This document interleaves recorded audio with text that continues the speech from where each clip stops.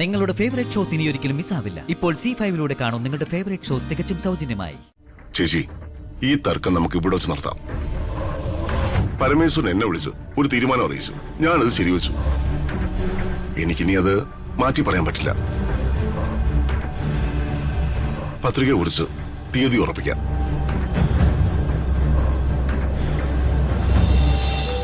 ആരാ പ്രതാപ? പരമേശ്വരനാ. ആ, പരമേശ്വര പറയൂ. ഓ, ആണോ? അങ്ങനെയാട്ടെ, എല്ലാം നിങ്ങളുടെ ഇഷ്ടം പോലെ. ശരി. എന്താ പ്രതാപ, എന്തിനാ പരമേശ്വരൻ വിളിച്ചത്? ശ്രീകല ഒരു ജോത്സ്യനെ പോയി കണ്ടെന്നു. ഇന്നൊരു നല്ല മുഹൂർത്തം ഉണ്ടത്രേ. അല്ല, അവരെന്തിനുള്ള മുഹൂർത്തം നോക്കിയത്? അശ്വിന്റെയും ഋതികയുടെയും വിവാഹ ദിവസം തീരുമാനിക്കുന്ന പത്രിക ഇന്ന് എഴുതാമെന്നാ അവര് പറയുന്നേ.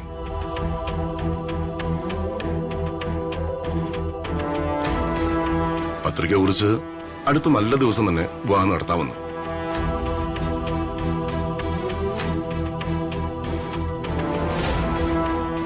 ഇതൊക്കെ ഇങ്ങനെ സമയത്ത് വിളിച്ചു പറഞ്ഞ എങ്ങനെയാ? 1-2 ദിവസം മുമ്പെങ്കിലും അറിയിച്ചാലല്ലേ നമുക്ക് ചടങ്ങിനുള്ള തയ്യാറെടുപ്പുകൾ നടത്താൻ പറ്റൂ. ഇതെന്തൊരു മര്യാദയാ? എല്ലാവരുടെ ഇഷ്ടത്തിന് വിടുന്നത് ശരിയാണോ? എന്നായാലും നടക്കാനുള്ള കാര്യങ്ങളല്ലേ ഇതൊക്കെ. വലിയ ഒരുക്കങ്ങളൊന്നും ഇല്ലാതെ ലളിതമായി ചടങ്ങ് നടത്താമെന്നാ അവര് പറയുന്നത്. എന്തോ എനിക്ക് അതിനോട് യോജിപ്പില്ല. അശ്വിൻ അന്നേ പറഞ്ഞതാ, അശ്വിന് വലിയ ഈശ്വര വിശ്വാസമൊന്നും ഇല്ലാന്ന്.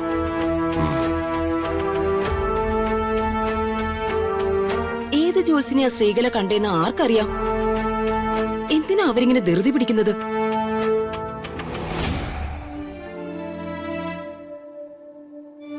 ഇനി ചെക്കനെങ്ങാനോ അമേരിക്കയില് വല്ല പ്രണയവോ മറ്റ് പ്രശ്നങ്ങളോ വല്ലതും ഉണ്ടായി കാണോ? ഏയ്,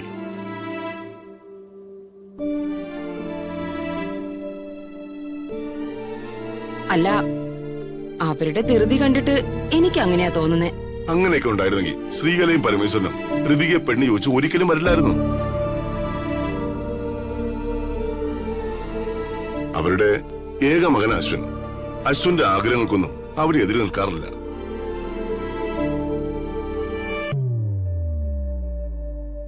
എന്നോടൊരിക്കലും അവര് വിശ്വാസവഞ്ചന കാണിക്കില്ല, അതെനിക്ക് ഉറപ്പാ.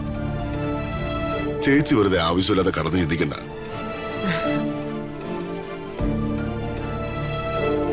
വർമ്മ സാറേ, അവര് ഈ ധൃതി വെക്കുന്നത് ഋതിക മേഡത്തെ അത്രയ്ക്ക് ഇഷ്ടമായതുകൊണ്ടാണെന്ന് എനിക്ക് തോന്നുന്നത്.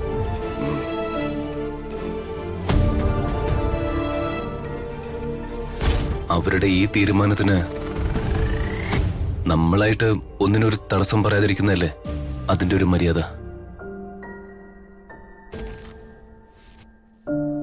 അതെ പ്രതാപേട്ട, എക്സാം കഴിഞ്ഞു. ഋതുമോള് ജയിക്കുന്നു ഉറപ്പാ. ഇനി എന്തിനാ വെച്ച് താമസിപ്പിക്കുന്നേ? എത്രയും വേഗം നമുക്ക് ഈ വിവാഹം നടത്താം.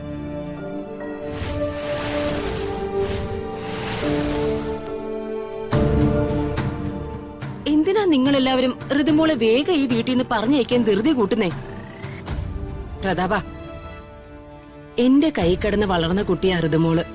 അവളുടെ വിവാഹം സമയമെടുത്ത് ആഘോഷപൂർവ്വം എനിക്ക് നടത്തണം. നീ പരമേശ്വരനെ വിളിച്ച് മറ്റൊരു ദിവസം പത്രിക കുറിക്കാമെന്ന് പറയ്. ഇങ്ങനെ എല്ലാവരും വാശി പിടിക്കുന്നത് എനിക്കിഷ്ടാവുന്നില്ല. അല്ല, ധൃതി പിടിച്ച് റിംഗ് എക്സ്ചേഞ്ച് നടത്താൻ തീരുമാനിച്ചിട്ട് എന്തായി? നടന്നോ? അത് മുടങ്ങിയത് ചേച്ചി കാരണല്ലേ?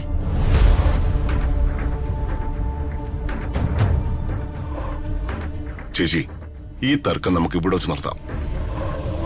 പരമേശ്വരൻ എന്നെ വിളിച്ച് ഒരു തീരുമാനം അറിയിച്ചു. ഞാനത് ശരിവെച്ചു. എനിക്കിനി അത് മാറ്റി പറയാൻ പറ്റില്ല. പത്രിക കുറിച്ച് തീയതി ഉറപ്പിക്കാം.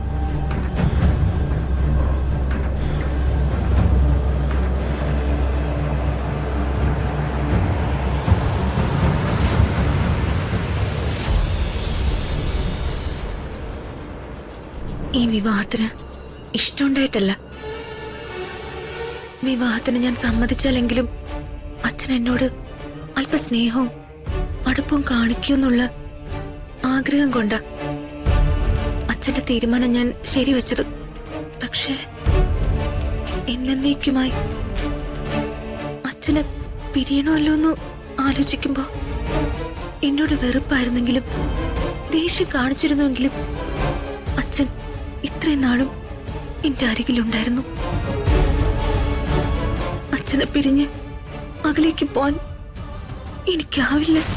ഈ വിവാഹം നടക്കാൻ പാടില്ല.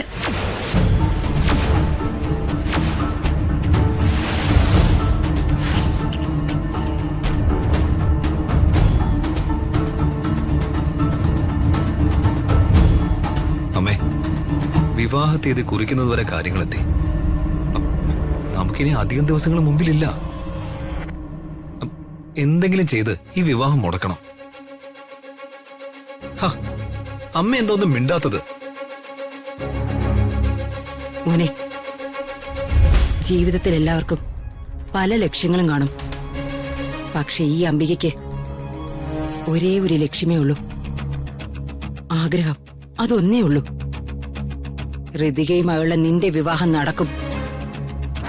ഈ ആസ്തി മുഴുവൻ നമ്മുടെ വരുതിയിൽ വരും.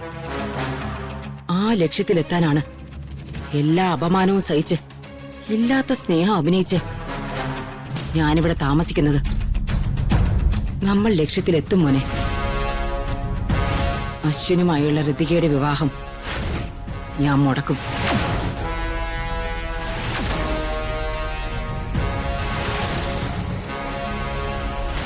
എല്ലാം കൈവിട്ടു പോയി. ഇനി ഒന്നും ചെയ്യാൻ സാധിക്കില്ലെന്ന് എനിക്ക് മനസ്സിലായി. അല്ലെങ്കിലും വിധിച്ചതല്ലേ നടക്കൂ. വിധിയെ തടുക്കാൻ ആർക്കാ സാധിക്കുക? ഒന്ന് ചുറ്റും നോക്കിയ കഷ്ടപ്പാടുകളും ബുദ്ധിമുട്ടുകളും അനുഭവിക്കുന്ന എത്ര ആളുകളെ കാണാം.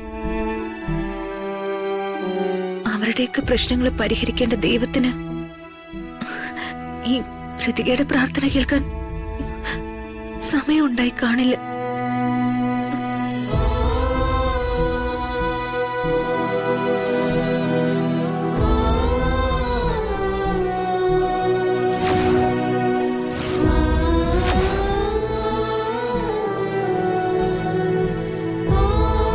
ഋതിക മാഡം, ഇത് മാഡത്തിനെ ഏൽപ്പിക്കാൻ പറഞ്ഞു.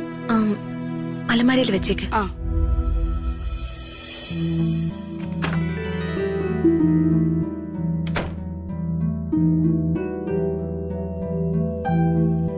Ritika madam, Sreekala madam അണിയിച്ചെന്ന ഇവള കയ്യിലിടാറില്ലേ? ഇതുവരെ ഭാഗ്യത്തിന് ഇതാരും ശ്രദ്ധിച്ചിട്ടില്ല. എന്തിനാ മാഡം വർമ്മ സാറിനെ വെറുതെ ദേഷ്യം പിടിപ്പിക്കുന്നത്? മാഡം ആ വള കയ്യിലിട്. ഞാനൊന്ന് ഫ്രഷപ്പ് ആയിട്ട് വള കയ്യിലിട്ടോളാം. നീ പൊയ്ക്കോ. ശരി മാഡം.